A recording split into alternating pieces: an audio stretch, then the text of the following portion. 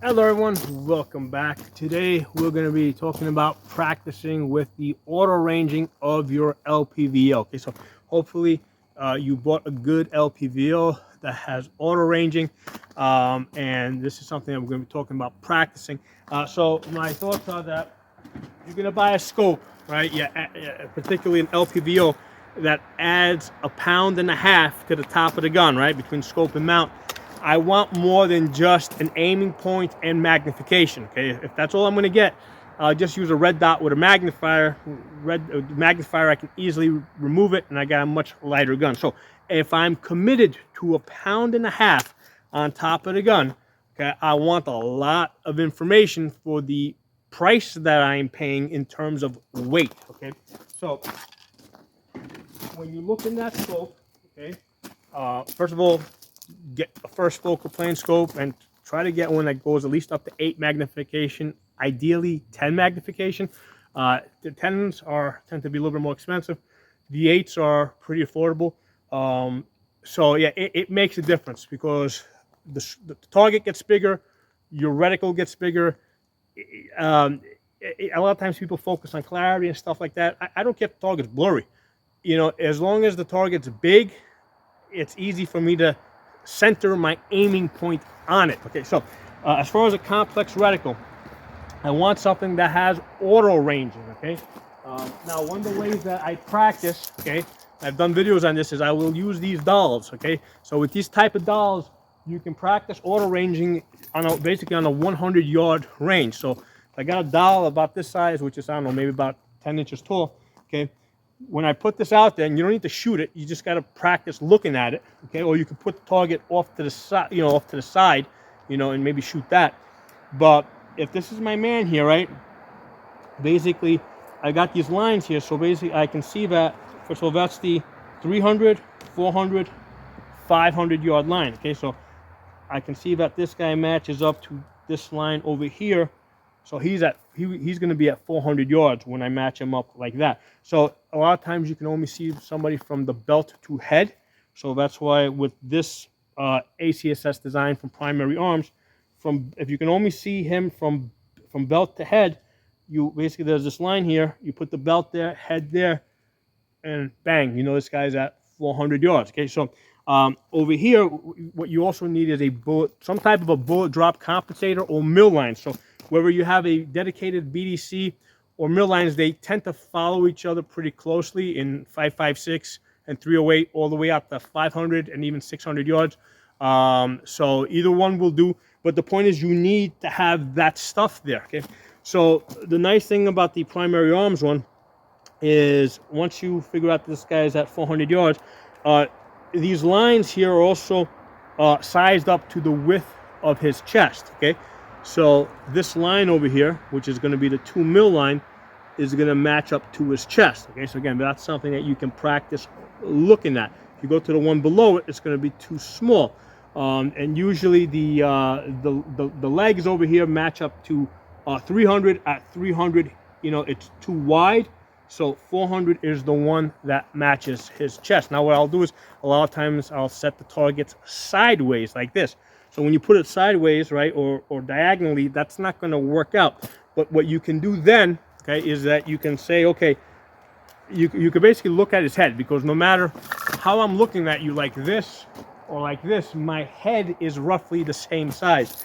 So I can put the head over the line over here, and I can see what is most proportional, right? Because if I put him on one of the lines down here, he's got a giant head, like he's got like a big lollipop head. So I can see that the 400-yard line is the one that's going to be the most proportional to his head. Okay, so even if I can't see across his shoulders, even if all I see is a head peeking up over something, if I can see that head, I can figure out on which line it is proportional. And that will give me a good indication of which line I should, what distance he's at. And the way this is set up, this is also my BDC. These are mill lines, right? Because I like using the Primary Arms, the mill grid ones. So the mill lines match up pretty good as a BDC as well. So I would be using, that would be at 300. I'd be using that point right there. at 400, 500, and 600.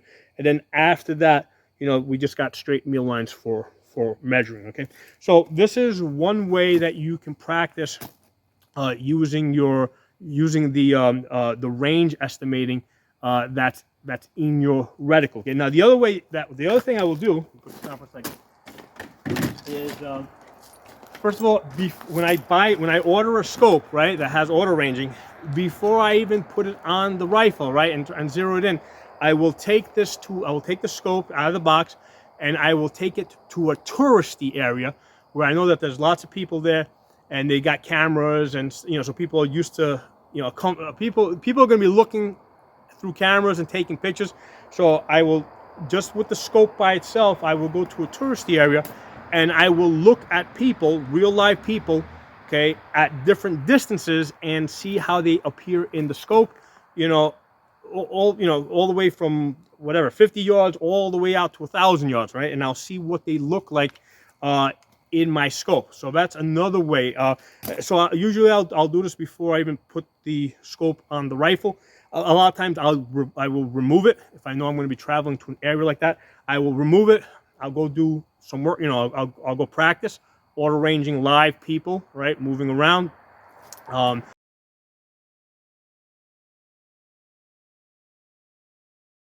And then when I come back, usually when I put it on there, it doesn't lose zero. So I'll take maybe 5-6 shots at 50 yards, 100 yards, and usually it doesn't take much work to get my zero back, all right, because it already has a zero when I remove it and I put it back. Right? Usually I have to make 1 or 2 click adjustments, but that's usually it. Okay, so we talked about so far 2 methods. One method with the 10 to 12 inch dowel.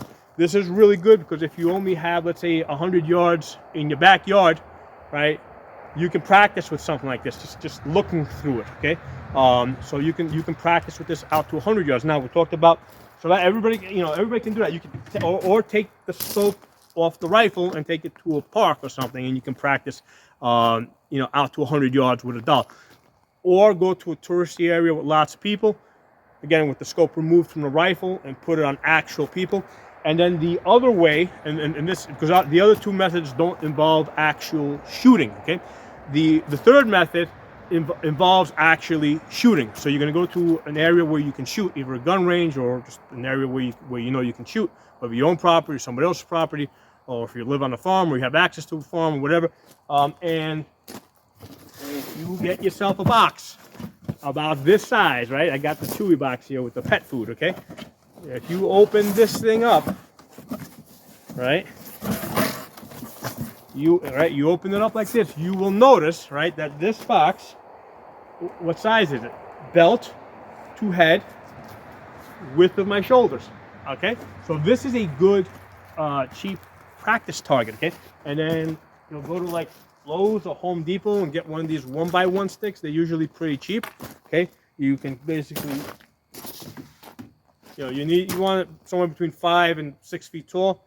You cut it at an angle so that you can hammer this into the ground, right, into the dirt.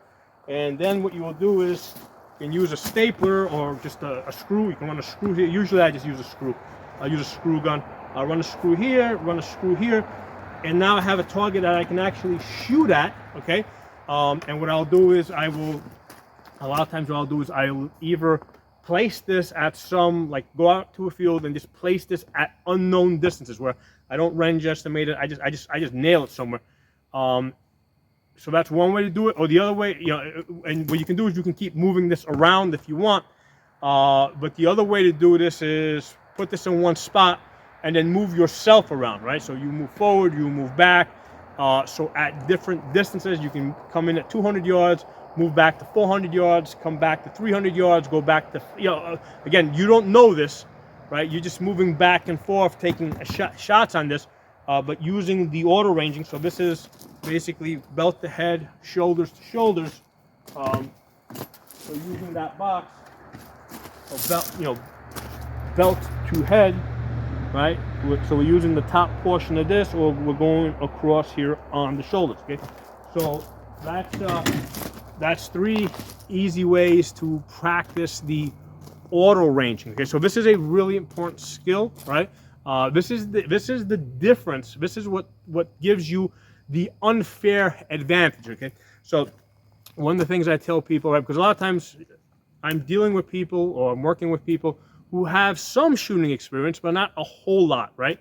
So they've been shooting a little bit. They know how to shoot, but they don't get to shoot like every day like I do, you know. So they got a little bit of shoot. So I say, okay, so listen, you've got some shooting experience, okay? So let's say you're gonna have a duel, right? A pistol duel, right? Just a pistol duel with somebody to the death, okay? So you got a little bit of experience, and you're going to be up against somebody that has less experience than you, right? So you got some experience. You're going to duel somebody that has less experience, a lot less experience with you.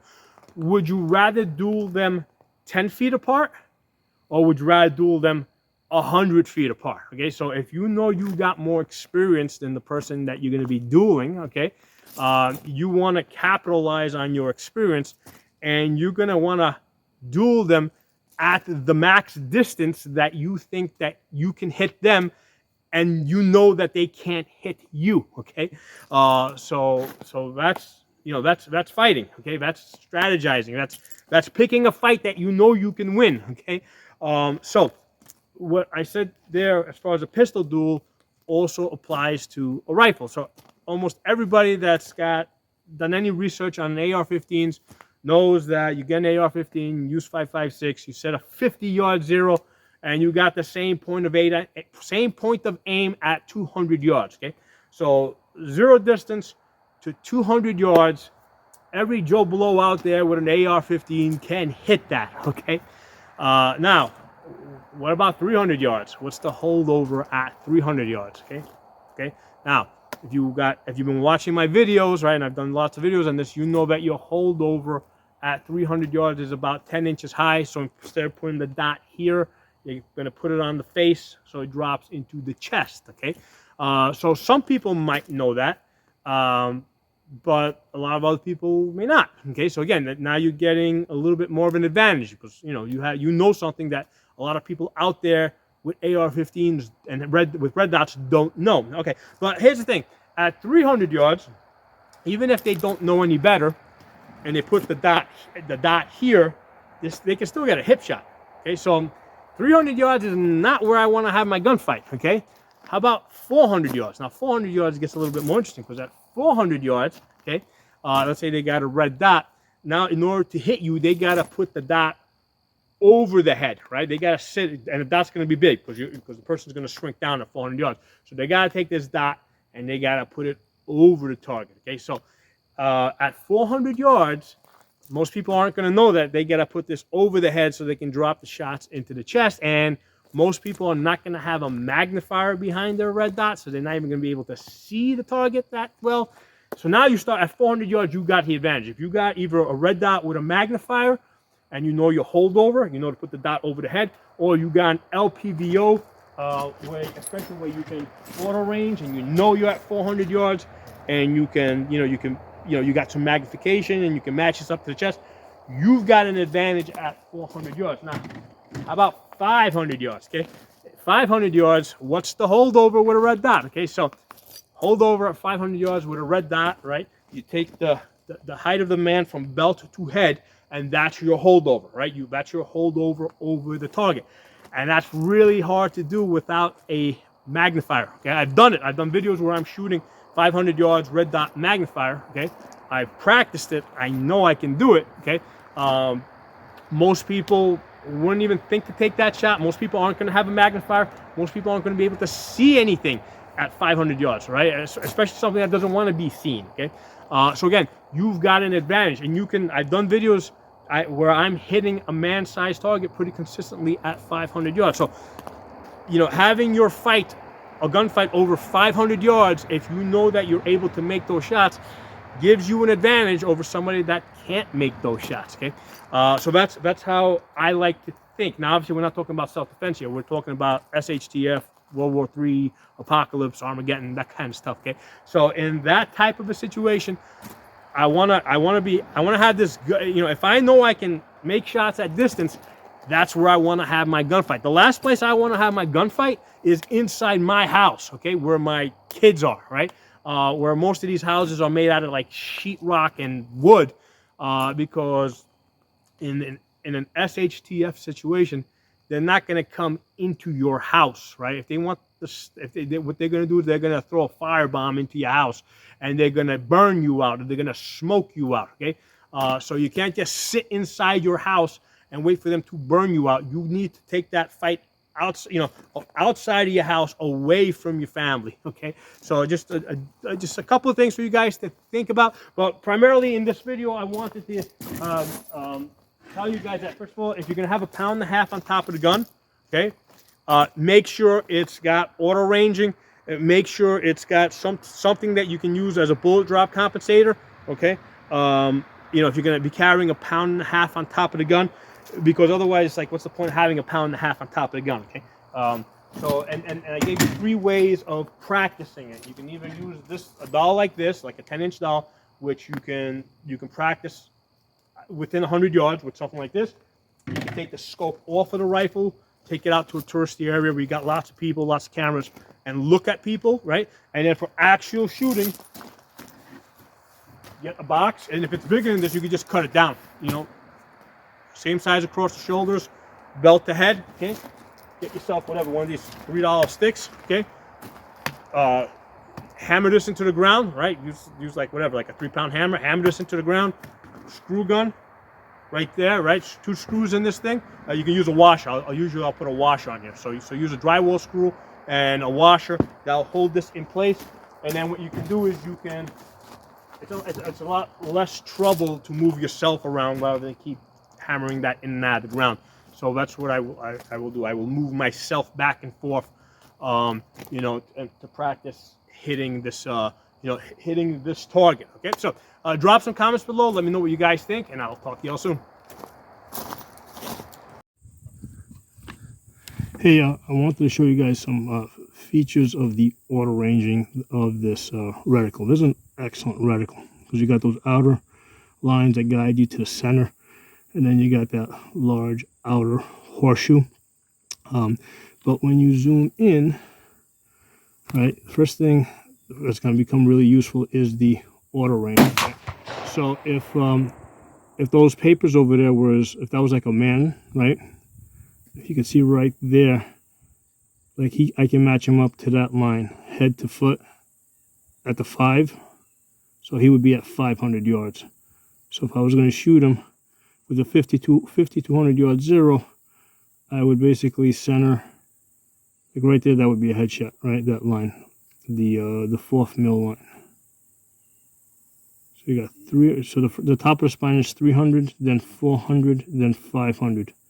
So that second horizontal hash that I have in the center of the paper is what I would hold for a chest shot, right there.